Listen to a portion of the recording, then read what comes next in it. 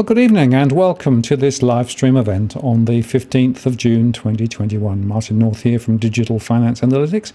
Many thanks for spending some time with us this evening. Great to have you all with us. And I have Edwin teed up and ready to go. Just before we start, I will just go through my normal introduction, which is simply just a reminder that we don't provide financial advice on this channel. This is just a general conversation. We don't know your individual circumstances. Please do play nice in the chat room. No racial slurs. We do moderate the stream. This is as at the 15th of June 2021. If you want to get my attention or ask a question, use @WalkTheWorld.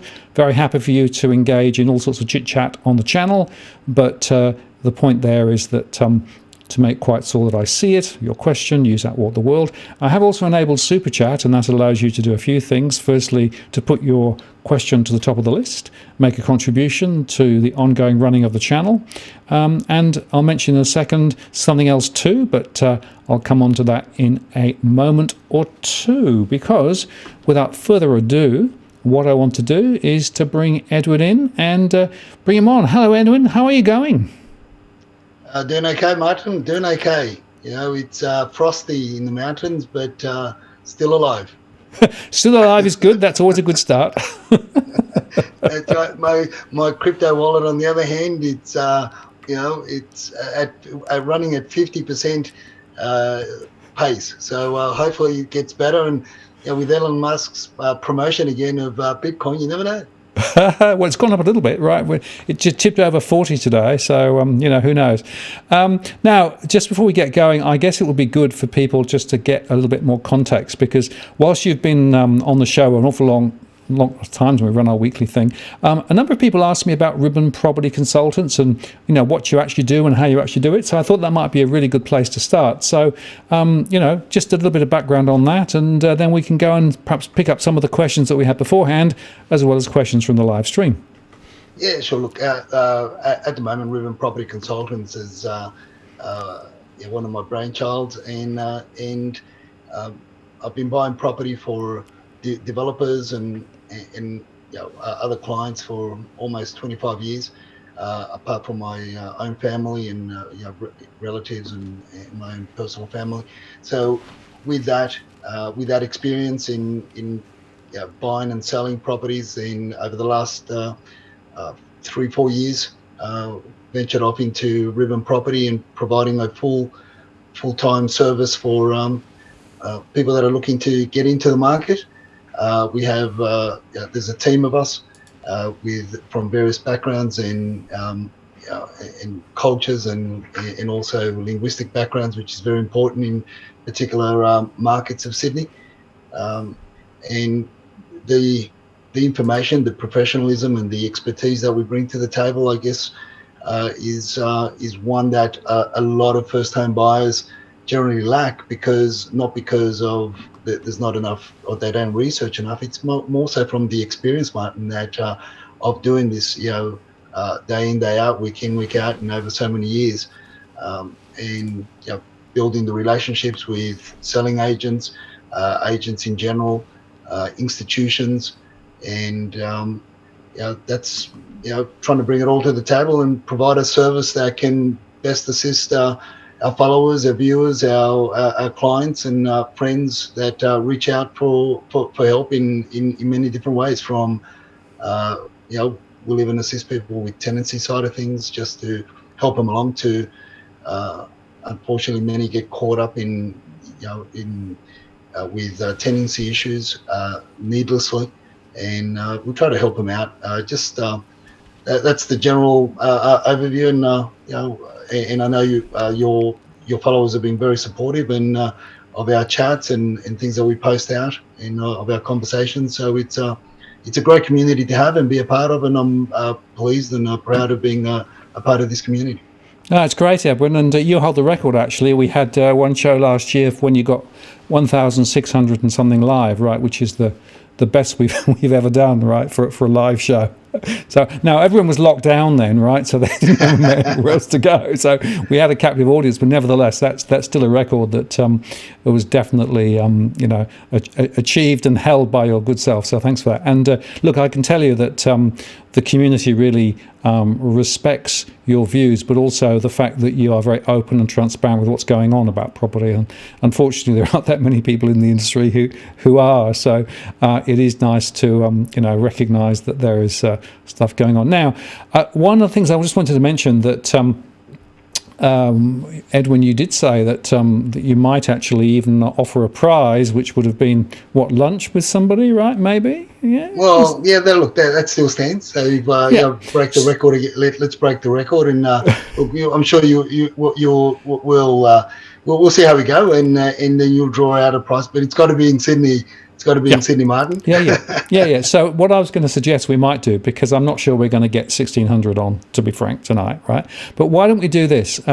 We've got Smooth Operator, who's one of the people on there, who quite often poses a really interesting question, right?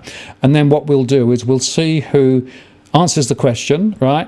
And now the deal is, once Smooth actually sets the question up, right, to answer the question and to be eligible for consideration of catching up with lunch in Sydney with Edwin, right, you need to essentially put an answer to the question and also make a super chat contribution at the same time, right? Because otherwise it ain't going to work, right?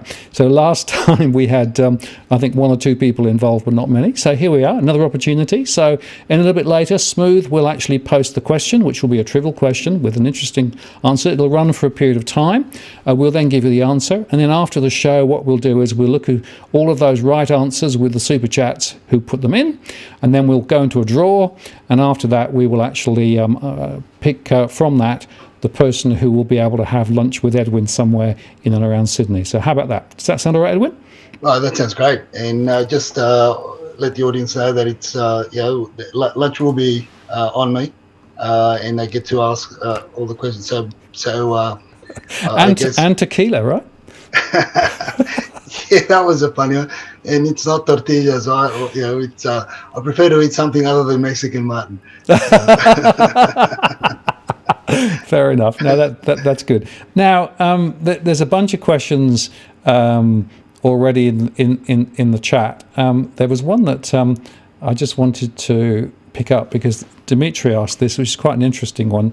Anybody know, or has any analysis been done to determine how much property prices will go down for every 50 basis points increase in interest rates? Well, what I can say is the RBA did it the other way around, and they said for every 100 basis points cut in rates, property prices would be 30% higher over 3 years. That was their calculation. That's the Peter Tulip work that was done about 3 or 4 years ago, right?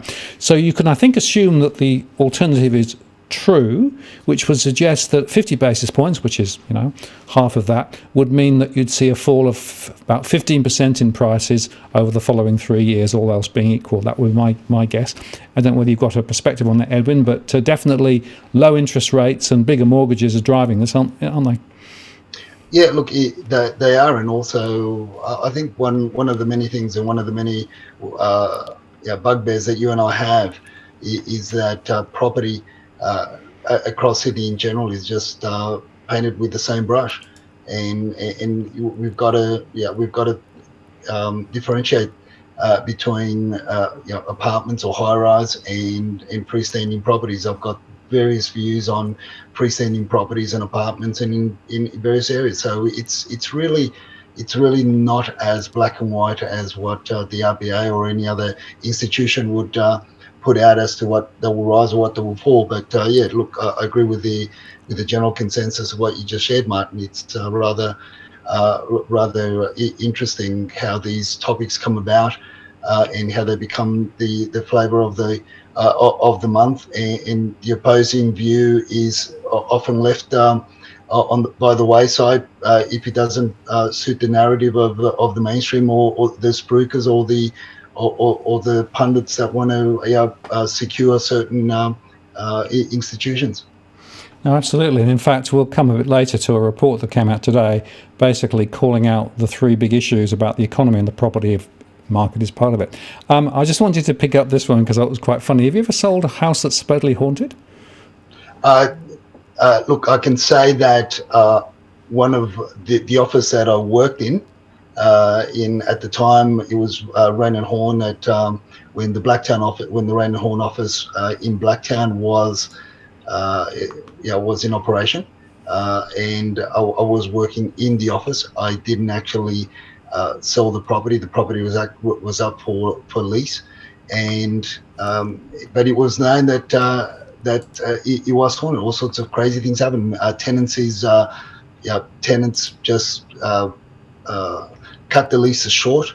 And the owner of the office, the licensee in charge, couldn't do anything about it because oftentimes I even wrote an article on Property Observer many years ago as to disclosure of material fact, and would ghosts be included in material fact and the leases and contracts of sale. Okay, and what did you conclude? I believe that it should be. Yeah, right. Fair enough. It sounds reasonable to me. Especially if it's poltergeist. Yeah, absolutely. Now, here's an interesting one from Debt and Regret, and thanks very much for the super chat. Really appreciated. My wife and I have a 20% deposit for price range we're chasing in Queensland, but with the difference between asking an actual selling price, which is increasing week by week, even with me saving all my wages, I worked out we will not have 20% deposit in the coming month or two. And that's that issue, isn't it, of chasing, like trying to chase a train that's leaving a station. You're on the platform trying to run after it, and it's accelerating away. I think there are lots of people in that situation, Edwin.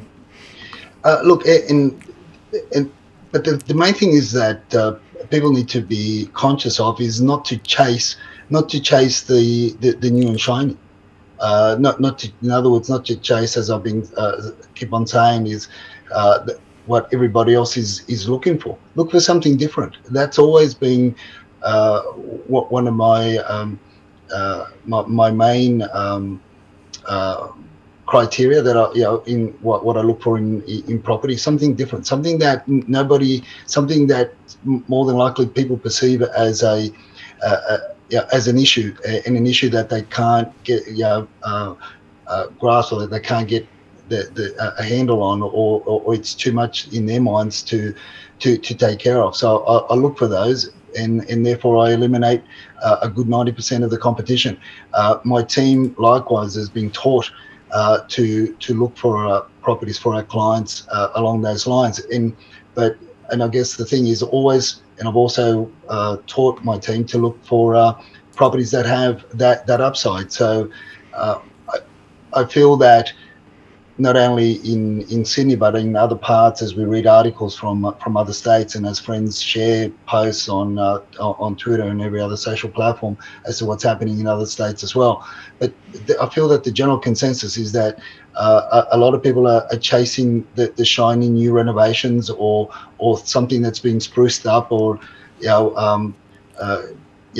tied it up a bit to make it fresh. So I always, from the onset, I look at the marketing campaign that's online, and I start looking at the ones that are badly marketed online, because that starts to give me an idea and an indication of where and what to target first.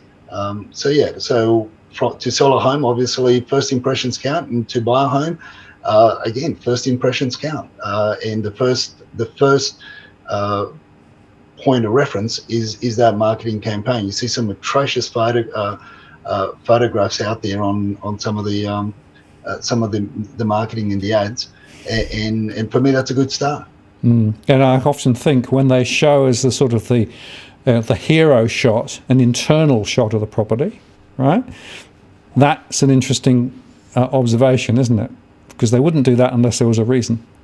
Yeah, and just look at the marketing campaign, look at the marketing ad, and look at see, and then obviously look, it's you just got to be also prepared to don't chase the one, chase many, and also don't lose heart, and sometimes we have to, as I sit down with some of our clients, we advise them, or we look at changing the scope, changing your target, and it could be in the same suburb, but the type of dwelling that you're looking for, and it's I guess our role in my team, the role that we play is more in giving information and showing them how how often the outside of the property is generally a raincoat, and the inside, certain parts can be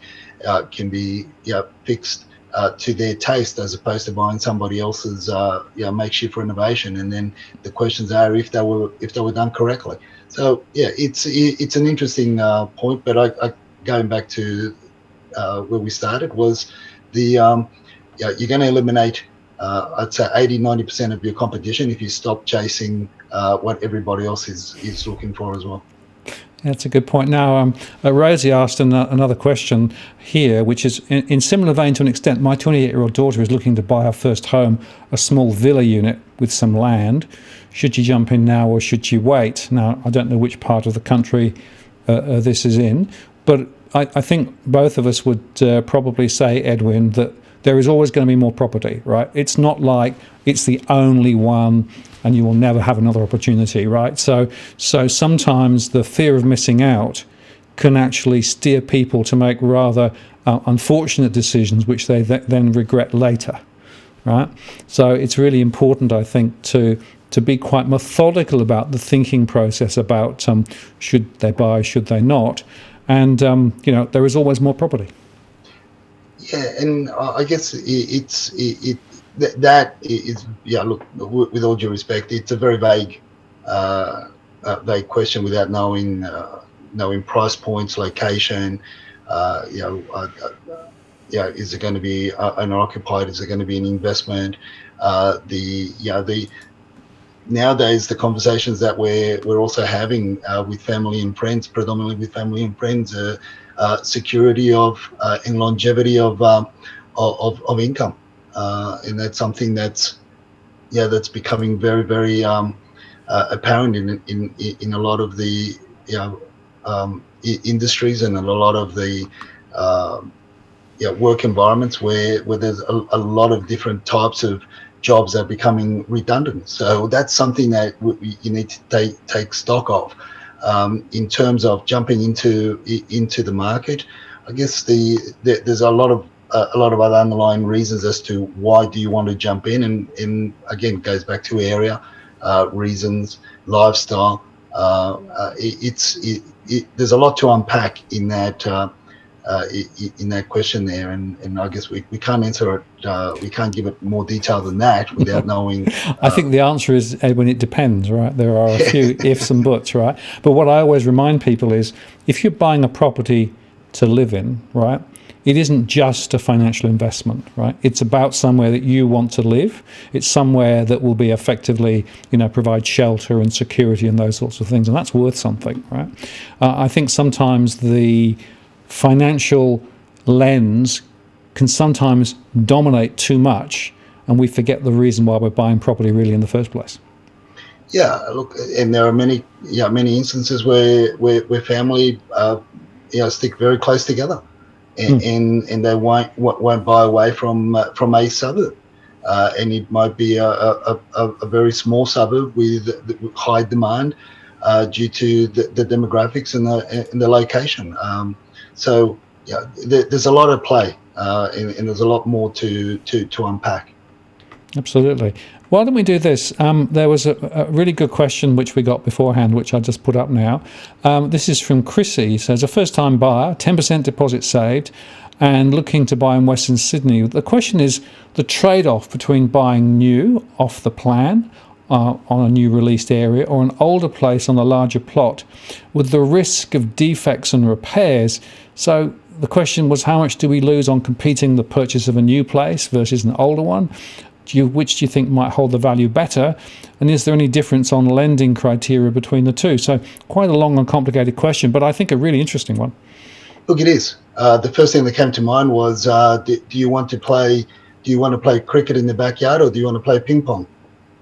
That's a good question. So maybe Chrissy can answer that first. But look, all jokes aside, looking at it, looking at what is the. I look at the average block in the subdivisions in the western suburbs. You've got Jordan Springs. The average block size is about 300 square meters. Prices there in Jordan Springs are now fetching anywhere between 800 to 800,000 for a 4-bedroom home on this small block. So you run out the back door and you smack your face in the back fence. So you play. Therefore, you may not even get a chance to put a ping pong table in that backyard, Martin. So you've got to take that into consideration. Now, land values in Jordan Springs are running at about at the moment probably anywhere between 1,300 and 1,400 a square metre. So you've got to consider the value of the land and what's happening there. Then you've got Schofields, which is another subdivision in the western part of Sydney. The average blocks in Schofields are 375 square metres. And in Schofields, they're already pushing the 1 million for some of these house and land packages there, with big homes, 2-story homes built on them. The blocks are a bit bigger, and the homes are obviously 2-level as well. So you're getting a little bit more bang for your buck, but still very pricey. And some of the blocks, in the newer parts of Schofield, some of the blocks are now down to 245 square metres. So you're not going to do a lot in the future with that when the house is no longer considered to be new. So that's the first part of that question. The second part is older versus established areas. In terms of so you've got that are close by to these new subdivisions. Around these areas that I just mentioned in the western part of Sydney, you've got Cambridge Park, South Penrith, Cranebrook, with the average blocks at 650 to 700 square metres. And the average price for a relative good 4-bedroom home, a brick veneer home, solid home that stood the test of time. And in a lot of cases, you find that a lot of these homes have been renovated over the last 10 years. So they're still very much livable, but the blocks are over twice as big. And that's a comparable between the new subdivision prices and blocks of land and in the older subdivisions in adjoining suburbs, which is only a kilometre or 2 kilometres as a crow flies. So that's in reference to comparing the new subdivisions to the older ones. In relation to defects and maintenance, look, new and established come with their own set of issues. There are risks and defects, and that's what you have to minimise and look at and consider before you buy it. No, just because it's new and shiny and you've got the warranties doesn't mean that the builder is going to protect you or warrant everything that is done. I mean, look at the subdivisions in Queensland and in parts of the outskirts of Sydney where they've had issues for 4 years, 5 years down the track, where the main development companies are basically saying, "Hey, don't blame us. It's KV at Emptor, buyer beware. You knew that these were flood zones or flood plains, and we've got all the engineering certificates and we've got all the checks and balances in place, and here they are, and now it's up to you to sort your shit out." And look at all the issues that they're coming unstuck with. So yes, you've got the older established homes that have got their issues as well, but I think my own personal and this is my own personal opinion, this is not just my own personal thing, I prefer to play cricket than play ping pong, and therefore I will investigate and do more research on the integrity of the structure, and how it looks. For me is not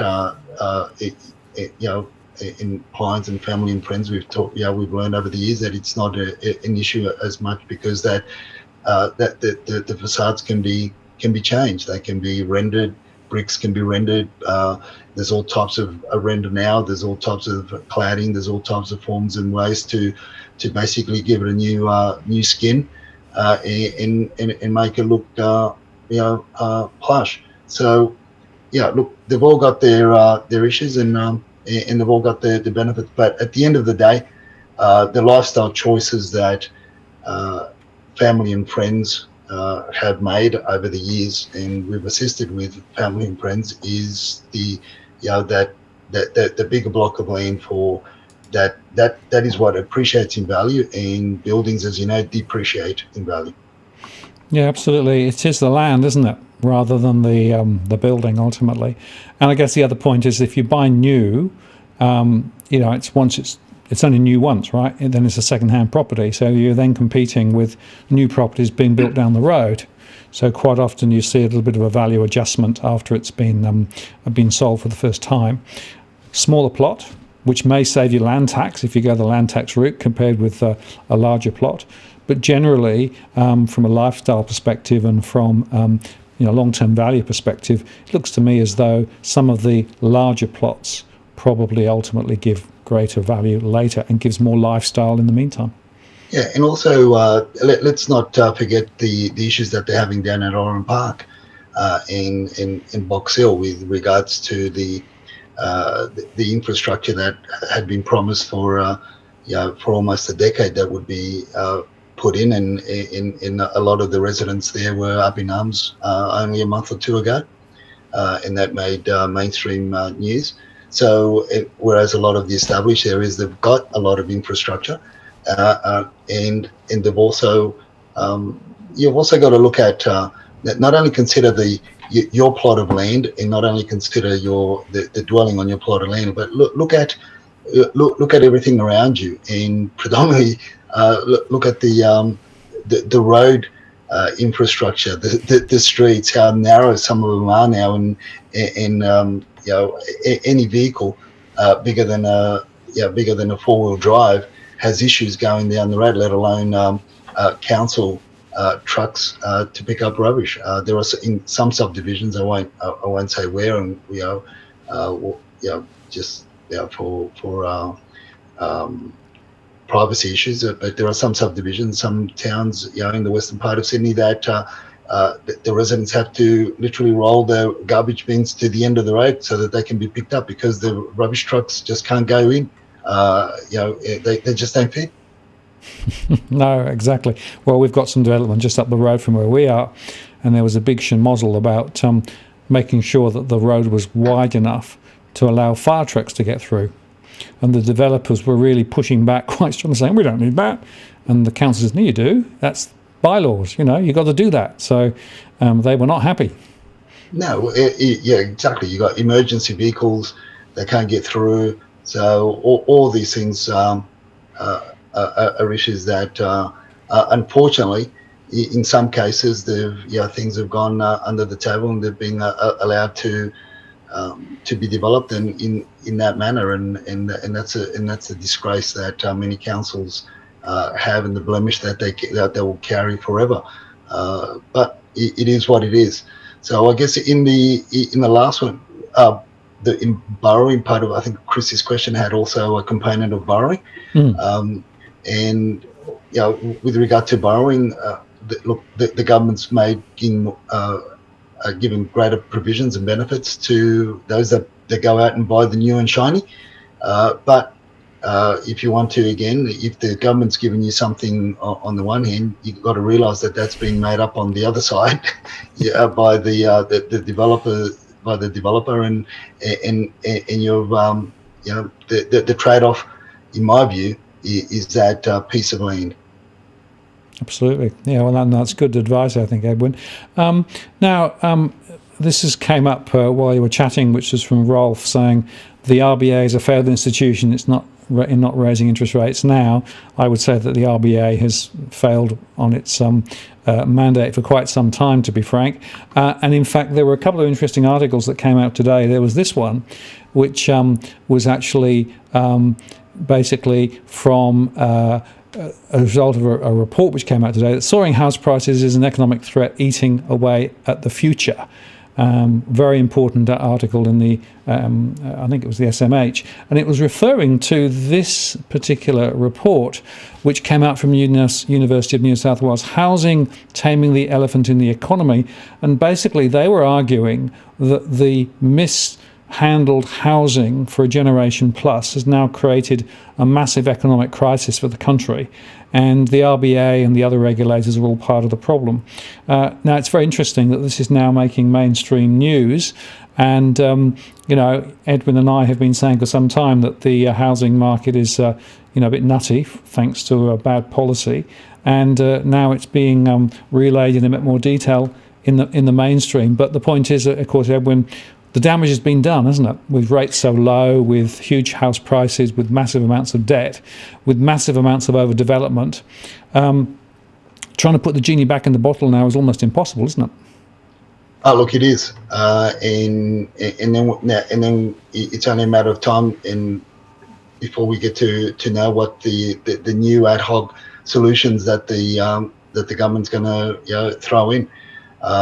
It's questionable as to what they will do. I know one thing for sure is that they're going to try and save the high-rise development market, because that's just a house of cards. I don't know how that's still standing, other than one of the reasons that I've been sharing, and that is that I know of developers and I know of marketing companies that are holding on to and are drip feeding the market.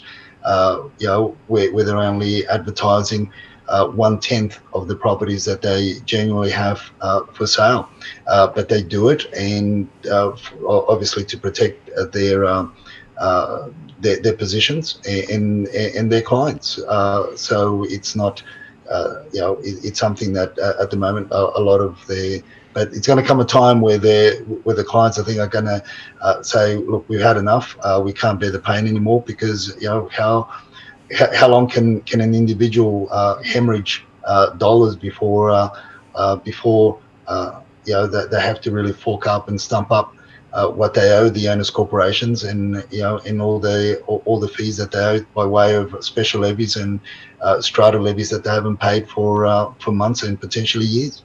Absolutely. No, this is a long-term problem. And of course, more first-time buyers are sort of being cajoled in at the bottom of the sausage machine, as it were.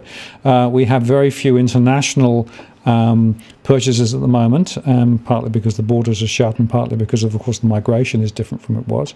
And yet, of course, there's people now claiming that we have a pipeline of apartments that are falling away, and we should be worried about building yet more stuff. This is a report from Frank Knight that came out today as well. And wherever you look, the developers and the real estate sector are really spruiking more, build more, and to which I reply, why? We've got plenty. Well, if that was true, if that was true, my rebuttal to that is why are the rents falling with apartments, and why they're continuing to fall. Again, I say that it was going to take 3 to 6 months before we really understood and realised how the dust was going to settle and where it was going to settle, because once the insolvency moratorium and once the eviction moratorium was lifted, that's when people start bleeding. Until then, people haven't been bleeding. They knew that they were wounded, but they hadn't started to bleed as yet. But now they are bleeding, and this is where we'll get to a stage where we'll go from bleeding to hemorrhaging, and then sooner than later, I say, I believe, and I'm of the opinion, and that's my own personal opinion, that there are a number of owners corporations in Sydney, in New South Wales, that are literally trading insolvent.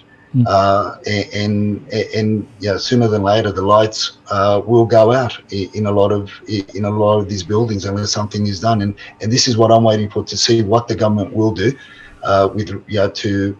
because there are a lot of owners of individual apartments that haven't had a rental income for months and aren't getting one, and they remain vacant, whether it be knowingly or unknowingly by the marketing companies that hold those managements here in Sydney, because most of these owners are overseas. Now, a lot of these rental guarantees that they bought these apartments under, which were carried 4 years, in some cases 5 years, they're coming to the due date. So the pain is really going to start, Martin. So it's that all that information is trickling through now. So I don't, as I said, I'm just waiting to see what the government's going to do. I don't hold any positive feelings or outcomes, or can see any positive outcomes for individual holders. And yet the Spruikers in Domain and the Redmonds and the reporters and Night Pranks and everyone else, of course they've got to spruik this, because that's how they make the money. And now you've got also mainstream or property investment magazines saying that, again, talking about the shortage, and what was one of the things that we talked about yesterday with API magazine, and these build to rent organizations are going to build something like 5,000 apartments. That's just on their books, and there's the other 3,000 in the western suburbs alone that the New South Wales government was talking about, that were going to be built between between Mount Druitt and St Mary's. Which is just apartments, not proper dwellings that we would consider to be proper and fit for use for the people that are in need. And from months back, there was also reports of the northwestern region of Sydney. There was going to be another 4,000 or 5,000 built there as well. So all these apartments, but yet nobody really wanting to live in them, and rents still keep on going down, but the mainstream propagates something else. Absolutely. Yeah, it's not surprising, therefore. I just want to show you this briefly because I thought it was quite funny. 2/5 of Aussies, millennials, think crypto investments beat real estate. There you go. So maybe that's the answer, right? Well, yeah, as long as, like you keep on saying, Martin, it's something that, unless you've got your finger on the pulse, like some of the clients that I've come across, personally have come across, and have made a lot of money in crypto. But when you talk to them, when you sit down with them, you understand what they do. I mean, these people are full-time traders. I would consider myself more of a gambler than a trader. I'm not even an aficionado, because I just throw it all in and think this one's going to do good, and this one looks cheap, I just buy this. But again, but I am learning. I haven't lost at all. I've still got 53%. Okay, well, let's hope it goes up again. Now, there was an interesting question from Carlos, which I just want to put up now. I just bought the last $1 million home in Tempe with tenants in it until December. What is the deal with the rental tax for that period? Now, I have no idea what rental tax we're talking about there. I don't know whether you have. No, I guess, and I'm not a financial advisor, so I don't really understand that. Don't really understand the question. And so it's saying is it a residential property? Yeah, I think it's a residential property with tenants. So that would be regarded as an investment flow. So you'd have to treat that as income, right, for the period, and then you'd have to pay tax on the income, wouldn't you? That would be my view. Not financial advice, just my general riff about it. Yeah, it sort of gets the gist that there's a tenant there, he's going to be getting, obviously, there's a lease in place, and and after the tenancy expires, he'll be moving in. Look, that's something that he'd have to discuss with his accountant, because it'll all be attributed to the annual income and worked out accordingly, because it just becomes an income. And there's also a depreciation question, right? Because if you bought it as an investment with tenants, right, and there's a change in value, and then you switch it over to own it yourself, there might be a capital gain or loss as well. So complicated. Get financial advice, I think, is the answer to that one. Yeah, definitely. Okay, another question, Edwin. This is one from Tom. Looking at several properties, mostly new or newish, but all built on flood-prone land. Now, agents say there's no problem, but council zoning says otherwise. Which is right? And if I get flooded, do I have any recourse? Okay. Look, one thing I just want to say is that there's the sainthood and then there's the agenthood. And I should say there's the sainthood and there's the agenthood, and the two extremes.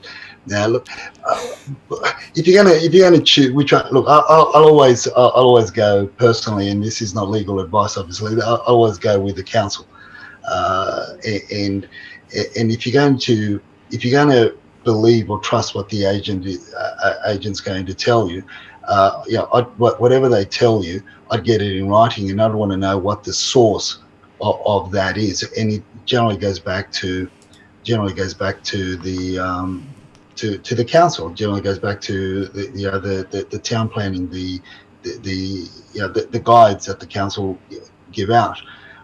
So if you're looking at buying a property, and it says it's in a flood-prone land. Now, if it's in New South Wales, obviously, look, you've got to look at the planning certificate, which is under the section 10.7, and that will be in the actual contract of sale, and you can go through and look for the flood-related development controls information on that planning certificate, and it gives you all the guidelines, gives you what you can do, what you can't do, what it's zoned, is it a 1 in 50, is it 1 in 100, all that information, and that the council hold all that. So whatever information the agents or the marketing companies are giving you, you get it in writing. You hold it, and anything that you get in writing, find out what the source is, and it'll, if it's legitimate, it'll come back to a town planner, an engineer, or an architect, or people of that nature. That's what I would be doing. Look, if further concerns, go and have a chat with the town planner. They usually chat with you between 9 and 10 o'clock. They make time for people to approach the counter, and you can ask them quick questions.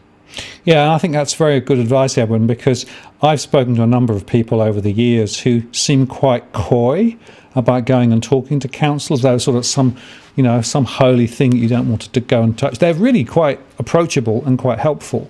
And those maps have been designed to try and give you a number of different scenarios, as you say, the 100-year or 50-year, 25-year, But it's important to understand that we've had a number of 100-year floods quite recently in Australia, right?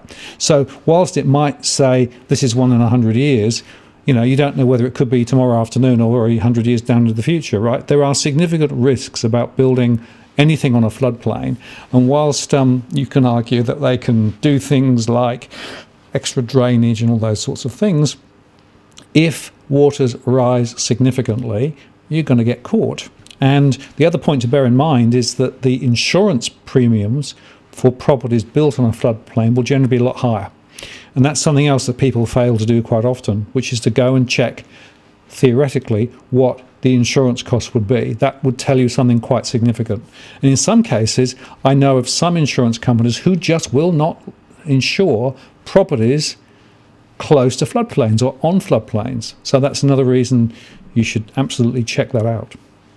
Look, definitely. It's I was looking into Mascot and Waterloo a couple of years ago, and I was looking at the old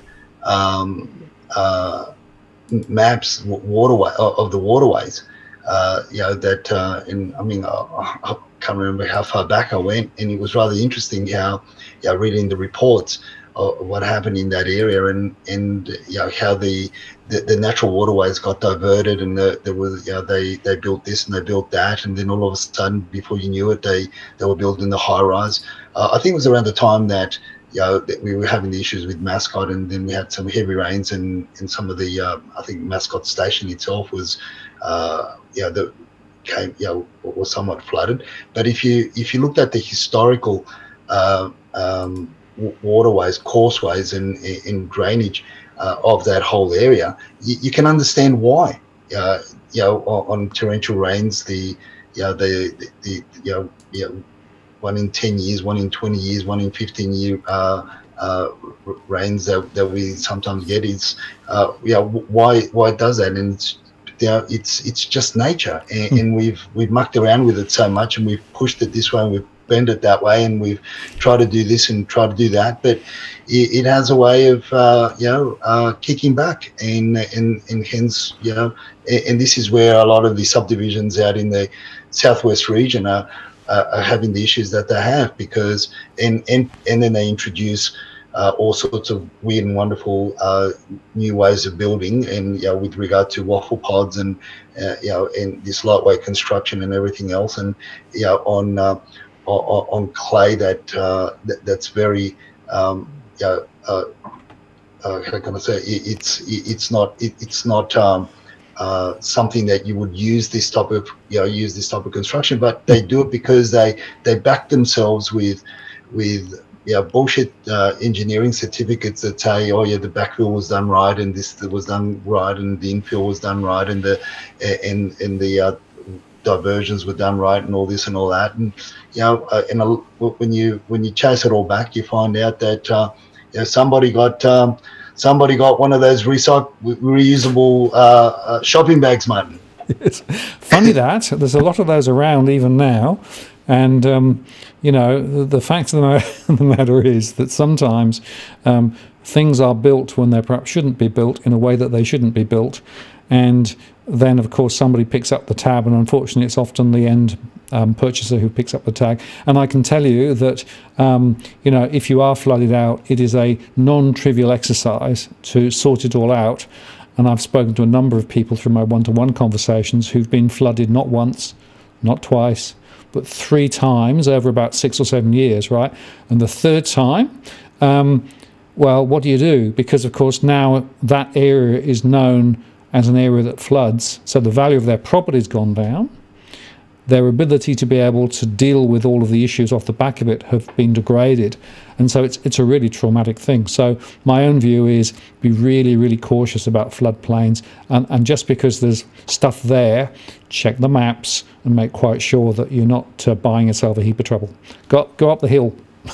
Yeah, I find it interesting as I drive around Sydney and I look at some of these areas, and I look at the old dwellings that were built 60, 70, 80 years ago, and they're on stilts, or they're built on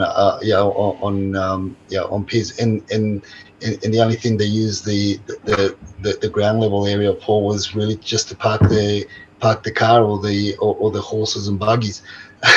and then alongside you got these subdivisions that are built at road level, and it's mind-boggling. And then they wonder why but nobody told me.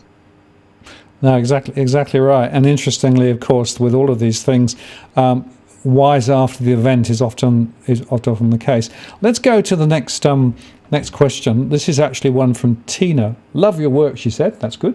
I think she's talking about you, Edwin, not me. You talk about auction psychology. How do you get to read an auction? Is it just practice, or are there other things to watch? Is it just turning up to watch worth it, or how do you go about it? Look, it's just one of those things that there are a lot of components, and I dare say I don't know. I won't be able to articulate them all, obviously, but there's a lot to take in. But yeah, one of the ways that you do learn how to read auctions and look at what people do, the body language, and how they say things, or how they come across, and how auctioneers act, and also how the real estate agents themselves, the selling agents, how they operate. So you really need to understand your opposition. You really need to understand the professional that's standing on behalf of, or the professionals that are standing on behalf of the vendor, which in at that period of time is the auctioneer. But before that is the real estate agent, and what they do and say and act on the day. So I guess the points that I would that come to mind are, you've got to gather. What we do is we gather as much information before the auction and that's in the open inspection times. We see who's inspecting the properties to get an understanding of who are possibly who the buyers are going to be. Obviously, we don't attend every single open house, but we tend to get an idea of the demographics. We also get information from the selling agents at the time. We're able to extract or they volunteer a lot more information to us than they would to your average punter that's out there, and for various reasons, because of the standing that we have in the industry, the relationship that we've had with them over the years, and for a number of other reasons. Now, some people we run across a lot of the time also that are at auctions, so we get to see in particular suburbs, particular areas, who are looking at specific type of property and a specific price point. So we would have seen how they've acted or reacted at other auctions. A number of these buyers can also be developers or builders or investors that are looking at flipping property. So we get to know who they are, and again, we get to be able to read the body language and get an idea of what the price points are going to be. Another point is, Martin, I dare say, like the CIA and the FBI, I have spies, and I let them loose. And obviously they gather information. It's part of the team that I work with personally, the extended team also that are working in different areas. So we're able to share information. We're able to cross-reference, what we see at the opens, who we see, get a general idea. Because obviously for us it's gathering information. It's a process of gathering information so that we can know how to act and react on the day of the auction. So once you've identified the bidders and the buyers on the day, you check out who's the support team on the actual day, and are they standing with the parents, with relatives? Again, my spies will also walk the crowd, and that's why we have team that speak different languages, and we're able to pick up on conversations that others would not be able to pick up on. And to us, that's very important. That's been very, very important, very significant in being able to know how far to bid, how to run with the auction, or simply not even, and this may sound a bit alarming, or simply not even bid at a particular auction, or throw one bid, or adopt different strategies. And yes, last but not least, in these points are the experience, because I can't say that you'll be able to run it this way, or you're going to be able to, if this happens, you do this, that. It's just experience, because you just don't know. And just experience is what oftentimes gives us the edge. And also, a lot of people are fearful of the auctioneers. And they take the auctioneers as God, on the day. I'd sort of, I would, there are times that I would challenge what the auctioneer says. There are times that I want the auctioneer to, I would want to engage the auctioneer. I'll be coy. I'll be, funny, witty. I'll do whatever it takes to get the auctioneer to engage with me, because then it's a distraction to their process. So there's different things that you can throw at different, but experience. So as we said yesterday, Martin, like the professor, that law scholar and QC said, I can teach you about law, but I can't teach you how to win cases. No, absolutely. What I would say, Edwin, and make it very clear, that rocking up just for one auction and expecting you to be able to master it and do it and come away with the right result without actually doing all the things you've touched on is a fool's errand, isn't it? And I see it all the time, where people basically get sucked in pay up more than they expected to pay, and all those sorts of things that follow. So preparation, caution, and and just be aware, because this is a it can be a really risky situation. Look, it is, and you can have fun with it. You can have fun with it, and I think sometimes that if you're relaxed is because you've done the research. Look at what happened to that young chap in the ACT, where he outbid himself by about 100,000, and he was the only bidder. So, but if he'd stopped when nobody else was bidding, and he held the last bid, the owner had no choice but to negotiate with him, and he probably would have got it cheaper than what he was forced to seemingly pay at auction, and he was probably probed and poked and coerced to make those bids, because they played on his emotion, on the fear, on nobody wants to be a loser on the day.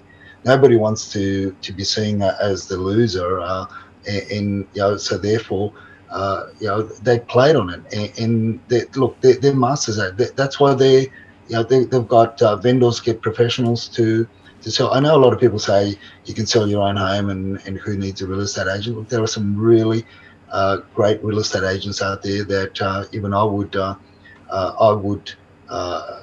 employ or contract to sell properties for our clients, because they will do a great job, and that's what they get contracted for. But there is a fine line between doing that great job, or bending things for their benefit, because after all they are there to get the best price for their client, and there's a fine line between bending the rules, as I would say, as opposed to breaking the rules and not being ethical. Absolutely, a bit flexible around the edge there. Now, here's one that you'll love talking about, Edwin. In fact, we had another pre-submission too, but let's go with this one. Edwin, can underquoting actually be addressed?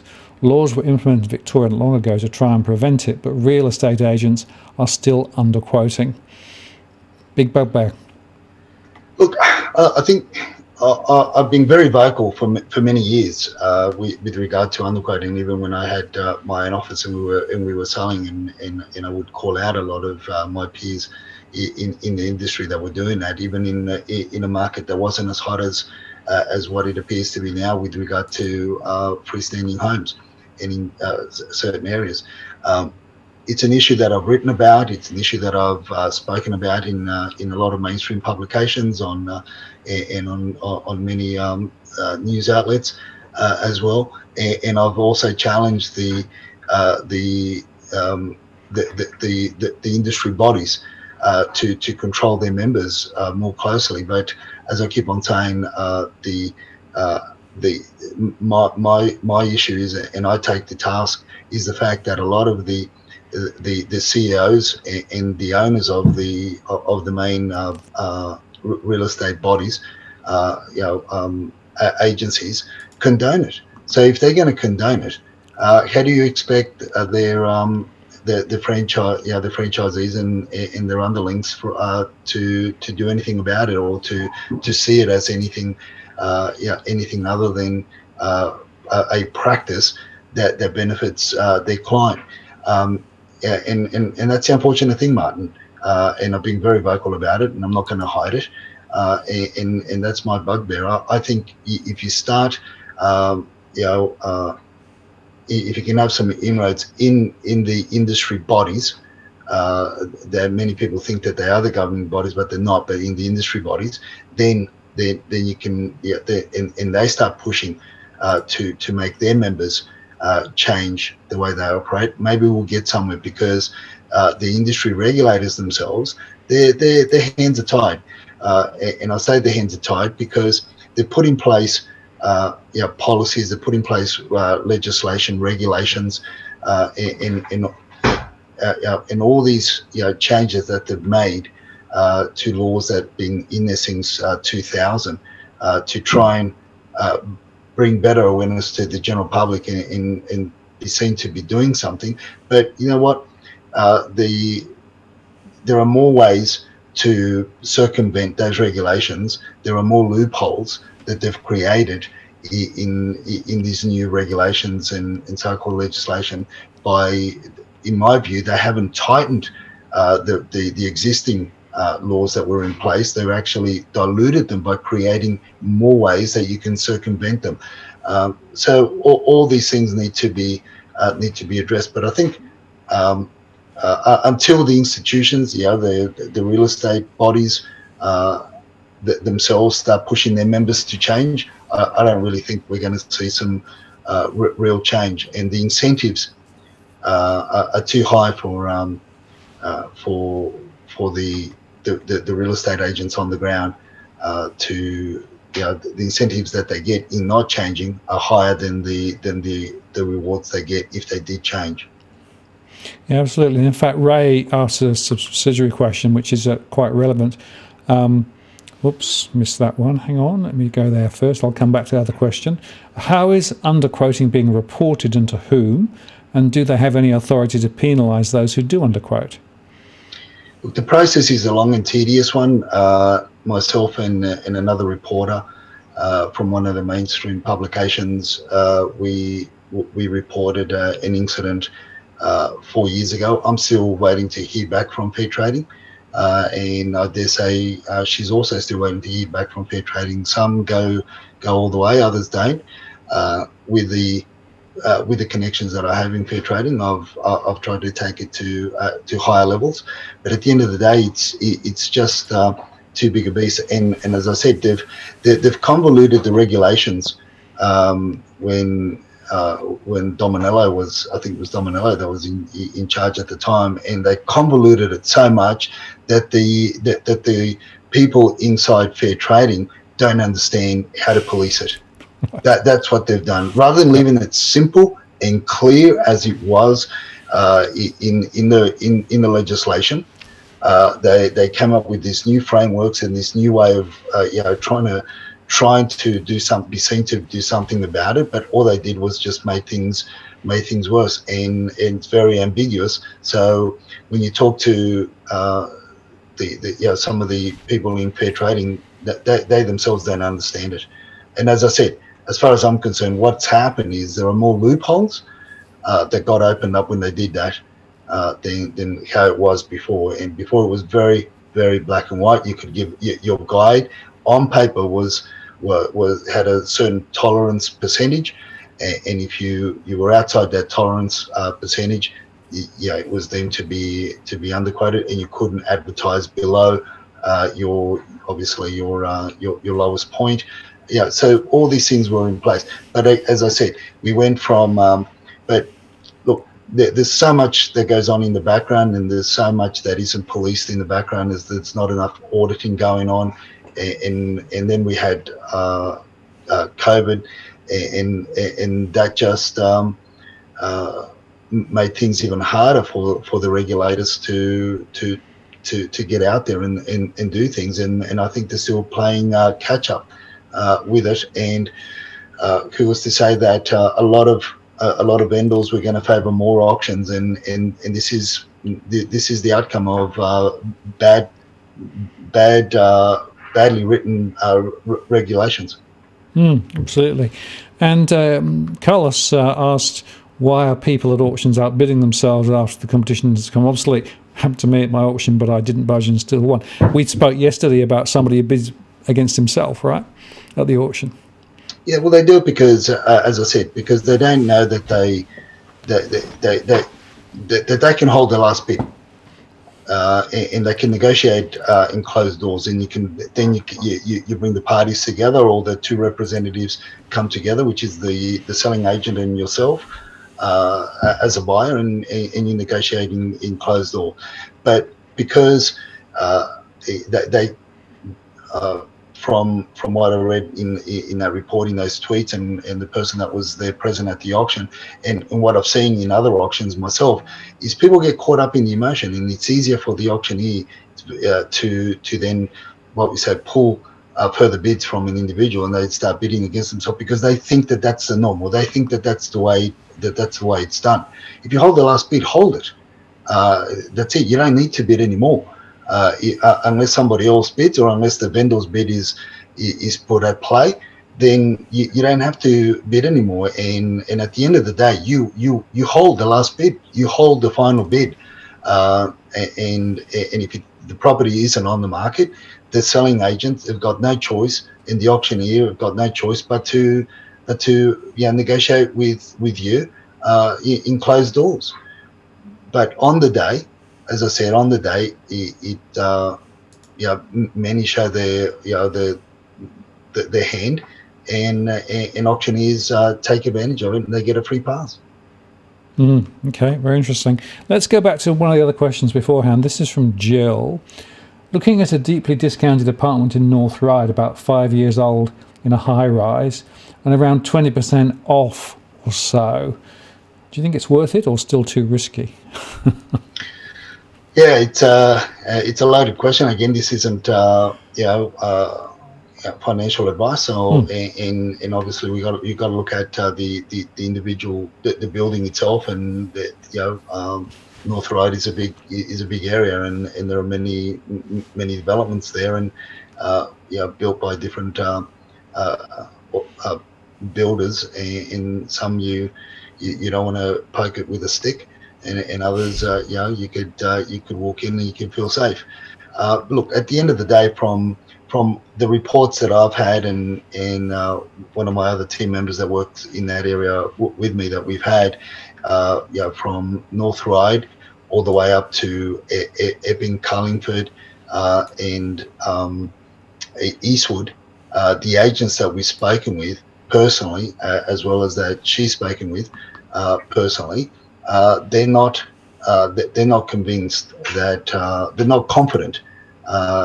It may be a better word to use in saying that the apartment market has stabilised.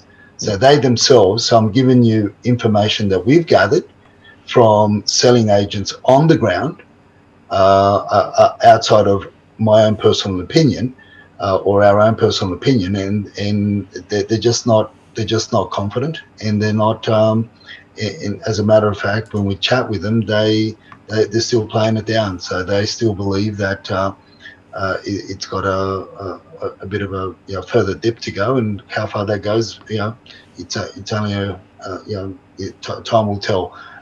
They're not having much luck with rentals, and that's one of the key indicators that we use anyway.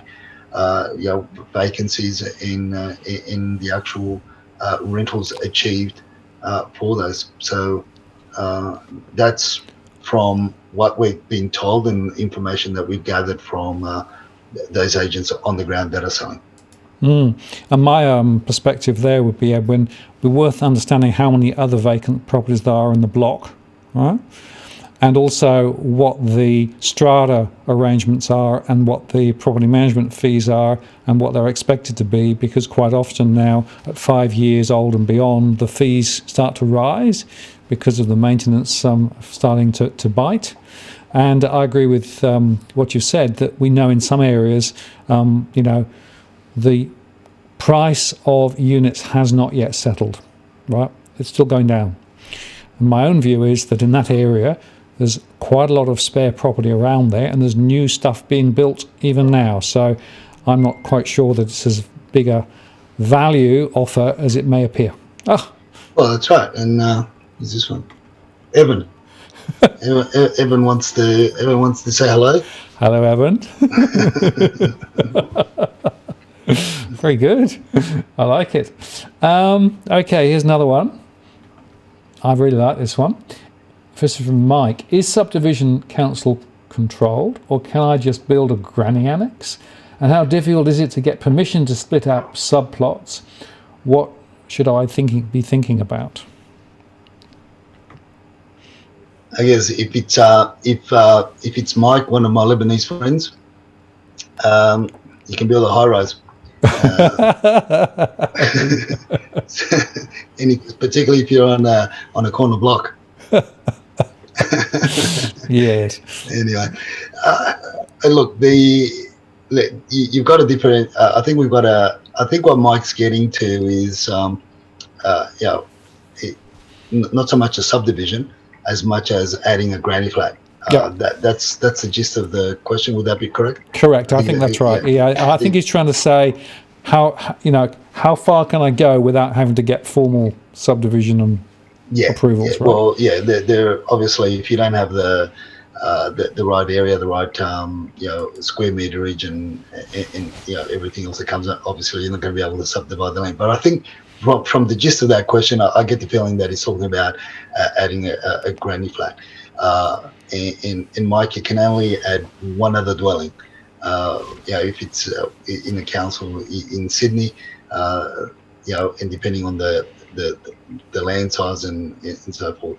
But look, to avoid a lot of the council red tape, you can build granny flats under CDC. That's the compliant development certificates, which is under a private certification, but obviously they have to be compliant. In providing you don't have to get BAO reports or BAO reports in relation to fire or fire protection, amber protection and the like, or also flood zones reports and water displacement, all these issues. But if you call in somebody in your local area that builds granny flats, they'll be able to tell you whether or not you need to lodge a formal DA based on what you want to build, or you can go through CDC. In some councils, the difference between a granny flat that's generally 60 square meters, your average two-bedroom granny flat, the difference between a granny flat and a studio is, in some councils, is the stove. If the stove is hardwired, it's considered a granny flat. But if it's a microwave or one of those portable electric stoves, it's you can pull it off as a studio. But the people that work in the area, it's funny, isn't it? But that's what it's the same building envelope, everything else the same other than the stove. But it is what it is. But if you don't have to get any tricky reports due to backing onto certain fire-prone areas or flood areas or the like, then in most cases you could build the granny flats under a compliant development certificate under CDC private certification, and most granny flats are built under that anyway. Thank you, Edwin. That's very interesting, and it just shows you need to understand the way that the legislation's framed, because you can go thus far and no further, right? And that's what you need to know. Now, here's one from Carlos. Beside the obvious areas in Sydney, what does Edwin think is an under the radar area that will rise in value? And Edwin, are you from Mexico? Repeat that question, the first part of the question again. Beside the obvious areas in Sydney, what does Edwin think is an under the radar area that will rise in value? Look, I do think the regions around parks are a good area. The only thing that I have with parks in those surrounding areas there, and you've got to be careful which town you buy as well, is the council fees. They can kill for some dwellings they're close to $5,000 a year. So that's one of the things in regional areas where you've got to be careful with, is the council fees and all those added fees. Rentals are you get a great return for some rentals. Some of my family have done well at regional areas. I haven't chased those areas of late because I've just been busy in the Sydney Metro and areas that I've often talked about in all the way up to Lithgow and Goulburn. And as far as Gosford 1 and those areas up there, So we're kept very busy as it is.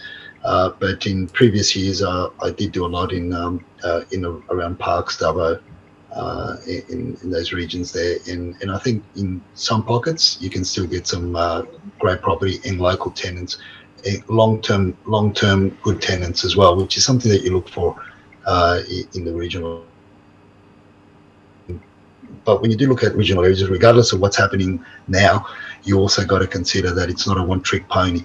It's not a town that's what we would call a one-trick pony or a one industry type of income. You got to make sure that the town has multiple sources of income, with regards to the workforce, so that you're not when that industry dries up, the town dies as well. Yeah, absolutely. And whilst you were chatting, there's a few people saying, "Bring the cat back." So obviously, Dusty and Evan, they've got their own mind, mate. I reckon that's the way to get more likes, right? Bring the cats back on. But it's interesting because Vanessa asked, why do people think that low interest rates equal higher house prices? Interest rates are only good for the loans. It's governments that are pushing up the price of properties. I would say it's everything. Governments want to push prices up because they want the wealth effect.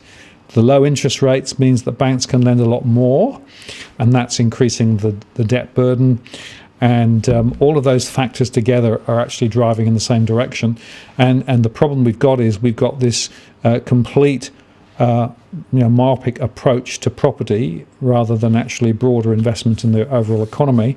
And unfortunately, whilst those owning property may be artificially feeling wealthy, until you actually go to sell, you don't know whether you've actually got the money or not. But anybody trying to get in is actually caught very much at the moment.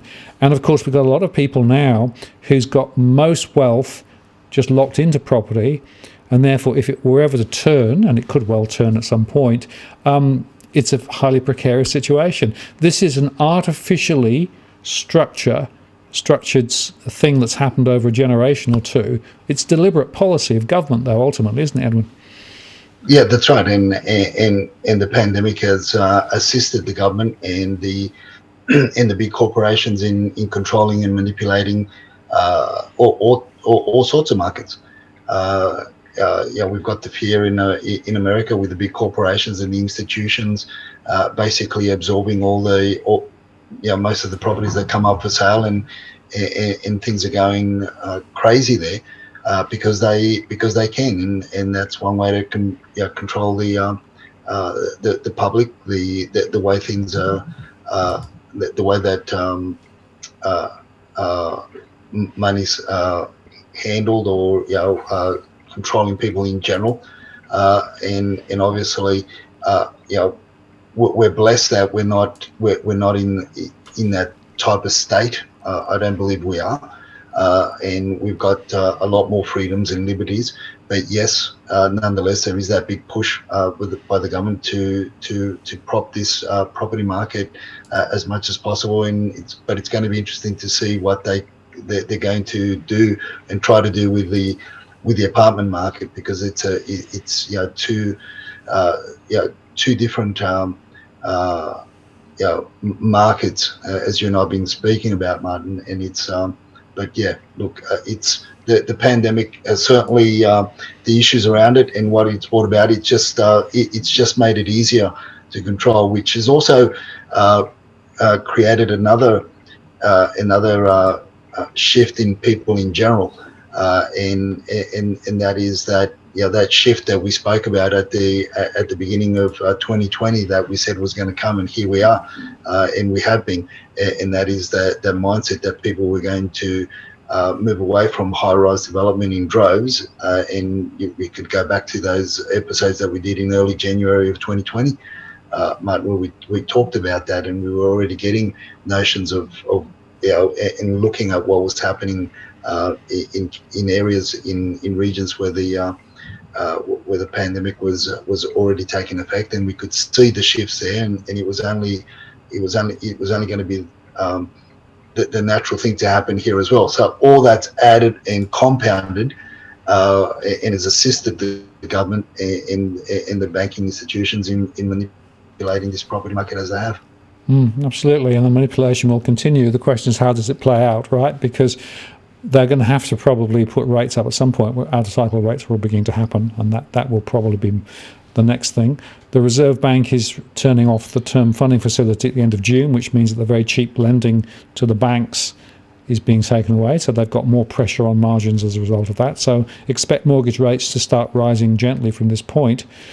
And if the inflation thrust, as we discussed yesterday, is stronger, particularly in Australia, then at some point the inflation response will be to lift rates. That's when the thing turns to custard.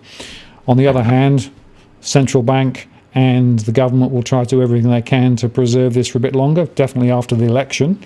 So this is going to sort of shake itself out. But, the risk to the downside, and this is what I keep trying to underscore to people, Edwin, is there's a very significant risk to the downside. We are way above long-term averages here at the moment, right?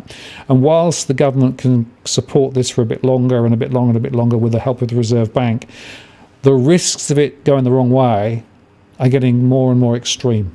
And that's what I think people don't understand. And, people say, well, you talked about 40% falls. Well, what I'm saying is, on a long-term trend basis, we're 40% over where we should be just to bring back to a normal neutral value, right? So we're over the top. And the further we go away and the more that prices go higher, the more gravity is going to exert pressure later.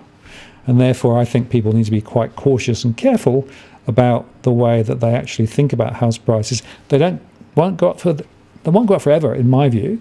But, it will probably go on a bit longer than people think, simply because the Reserve Bank and the government are so set on it.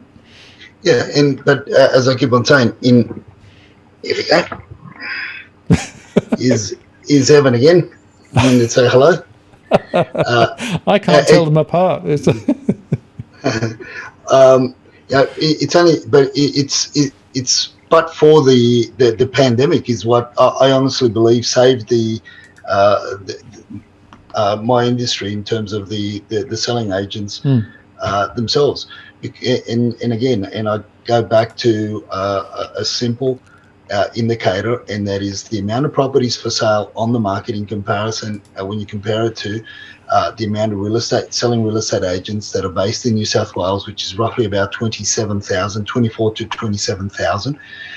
The amount of transactions that happen on a weekly basis, and most of those are occurring in Sydney. And in Sydney, we have something like 15,000 selling real estate agents. And if you took the overall state figures for sales, you're looking at, on average, 1,300 properties being sold a week. When you do the math, it works out something, on average, selling agents are earning $246 a week. That's on average. Now, I'm not saying that's what they are earning. Now, but for the pandemic and the JobKeeper is what really saved the industry. Now, I've been having talks with a principal with one of the major franchises in Australia. I've met him a couple of times, and he's asking his franchisees how they're doing financially. That's the question, and the consensus is that a lot of them are refinancing, and you only refinance it because you're either you need to cash some money out to keep the businesses going, and that's a big concern to them, or because you're upgrading your home. So it's a 50-50 call, on my view. But he's very wary of the agencies that they think that this gravy train is going to go forever, and they're already leasing $250,000, $350,000, $500,000 worth of new cars, because again they don't foresee any change in the future. They're of the opinion that their gravy train is going to go forever. But properties may have gone up in value. They may be able to cash out some of the equity that's in the properties that built over the last 6 months because of the demand for freestanding homes. But as you say, sooner than later, this thing's going to turn, and it's going to be then that we're going to see who's going to be left holding the bag or red-faced and whatnot, because their falls are going to be greater. But look, even before the pandemic, before that, I was already seeing the changes from 2015 sales figures and transaction figures to what's being transacted on a weekly basis is down to about below 50%. And back in 2017, the industry was already faltering. There was already rumours of many offices are about to shut down. So again, I say, but for the pandemic, it really saved the industry because of JobKeeper. But now that all that's been done away with, or has been, we're allowing, or the government's allowing for the dust to settle. Not only my industry, but there are other industries that are also would have the same concerns moving forward. So it's not how much further interest rates can go. It's not whether or not the banks are going to raise the interest rates or how long that's going to take. It's more so job security and business security, and whether or not people are going to businesses that are employing 5, 6, 10 people. In other words, the SMEs. How many of those are going to still be left standing in the next 12 months? Absolutely. And there's an interesting couple of questions come in. One was from Donna. Just don't tell the kittens.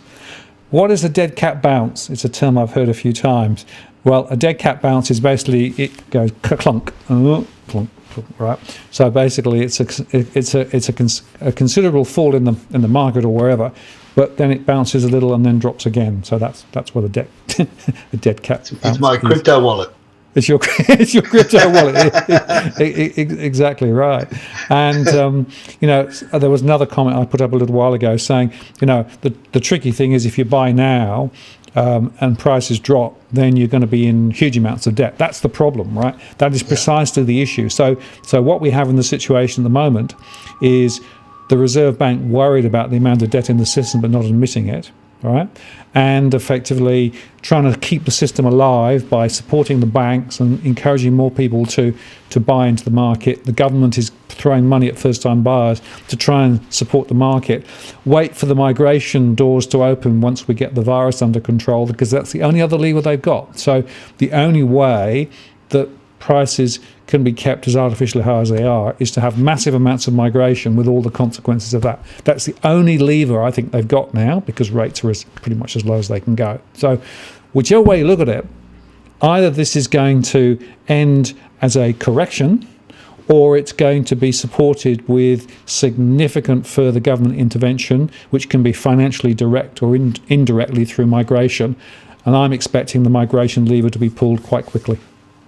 Yeah, look, it wouldn't surprise me, but yet at the same time, the government's got to take into stock what's happening in China at the moment. Although the mainstream aren't talking about it much, but obviously, or in some parts of the world, they've only just started talking about it, and that's a mutation. And how many more are we going to have? But I mean, how long have you and I been talking about this, and how long have the WeChat chatterers have been on the forefront of much of that information, and how it's plaguing the world, but it all comes back to all the uncertainty that surrounds a lot of industries, which lead back to employment and security of employment, which is one of the things that hasn't been allowed to play out